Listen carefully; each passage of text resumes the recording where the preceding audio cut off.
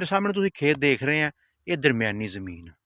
ਅੱਛਾ, ਜਿਸ ਖੇਤ ਦੇ ਵਿੱਚ ਇਹ ਹੁਣ ਮੈਂ ਤੁਹਾਨੂੰ ਦਿਖਾ ਰਿਹਾ ਵਾਂ ਤਸਵੀਰ 'ਚ, ਵੀਡੀਓ 'ਚ ਤੁਸੀਂ ਦੇਖ ਰਹੇ ਆ। ਅੱਛਾ, ਇਹ ਕਮਜ਼ੋਰ ਰਕਬਾ ਵਾ। ਇਸ ਤੋਂ ਅੱਗੇ ਅਗਲੇ ਜਿਹੜੇ ਪਲਾਟ ਆ ਨਾ, ਉਹ ਮਤਲਬ ਭਾਰੇ ਰਕਬੇ ਆ।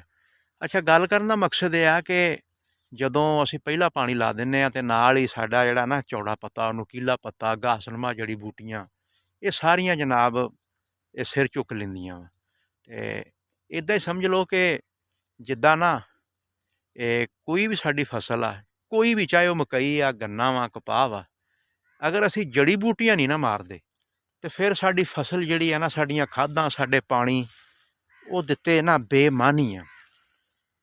ਅਤੇ ਵੇਲੇ ਦੀ ਨਮਾਜ਼ ਅਤੇ ਕਵੇਲੇ ਦੀਆਂ ਟੱਕਰਾਂ।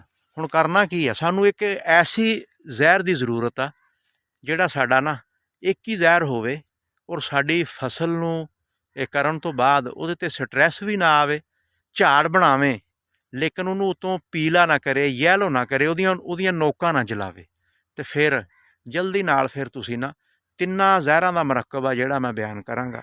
ਇਹਦੇ ਵਿੱਚ ਤੁਸੀਂ ਮੈਮੋਸਲਫੁਰਾਨ, ਮੈਨੋਸਲਫੁਰਾਨ ਮਿਥਾਇਲ, ਫਲੋਰਾਸਿਲੋਨੀਅਮ ਔਰ MCPA, ਇਹ ਤਿੰਨਾਂ ਜ਼ਹਿਰਾਂ ਦਾ ਮਰਕਬ ਆ। ਅੱਛੀ ਕੈਮਿਸਟਰੀ ਆ, ਟਰਾਈ ਅਲਟਰਾ ਜ਼ਹਿਰ ਆ, 400 ml 'ਤੇ ਮੁਸ਼ਤਮਲ ਆ।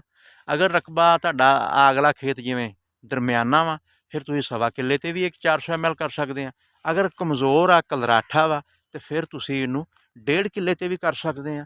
ਅਗਰ ਭਾਰਾ ਰਕਬਾ ਵਾ, ਜਿਸ ਤਰ੍ਹਾਂ ਜ਼ੇਰੇ ਨਜ਼ਰ ਤਸਵੀਰ ਦੇ ਵਿੱਚ ਮੈਂ ਤੁਹਾਨੂੰ ਵੀਡੀਓ ਦੇ ਵਿੱਚ ਦਿਖਾਉਂਦਾ ਵਾਂ ਕਿ ਭਾਰਾ ਰਕਬਾ, ਜਿਹਨੂੰ ਅਸੀਂ ਮਹਿਰਾ ਜ਼ਮੀਨ ਕਹਿੰਦੇ ਆ, ਚੰਗੀ ਜ਼ਮੀਨ ਆ, ਉਹਦੇ ਵਿੱਚ ਤੁਸੀਂ 400 ml ਫੀ ਕਿੱਲਾ ਜਿਹੜਾ ਨਾ ਉਹ ਤੁਸੀਂ ਕਰ ਸਕਦੇ ਆ।